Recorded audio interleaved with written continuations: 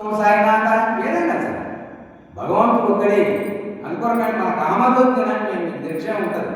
వసంతాపం ఆయన ముస్లిం కల్మ ఏదాటిగా ఇల్లల్ల మళ్ళీ జన్మంబు కల్లా నేనుల్ల పాదనోపాదృతమున్న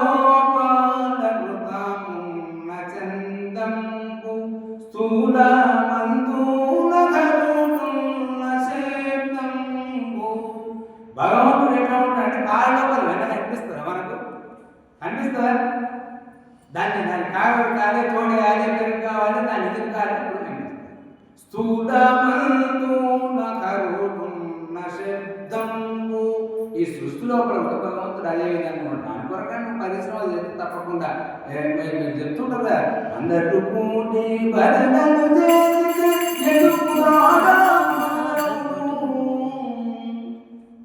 అది వాస్తవంగానే వస్తుంది, వాస్తవంగానే వస్తుంది. ఎందుకు రాడు? భగవంతుడు భక్తులు భయపడుతున్నారు.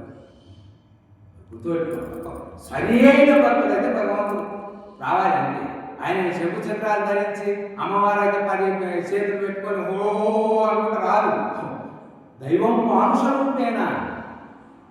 మనుషులలోనే వస్తుంది సాక్షాత్. అవన్నీ శివుడు అయితే పోగొట్టి ఆ పాము మెడలు వేసుకొని ఆ పులిచేపం పెట్టుకుని అట్లా ఎవరికి కనిపించలేదు, ఎవరికి కనిపించలేదు.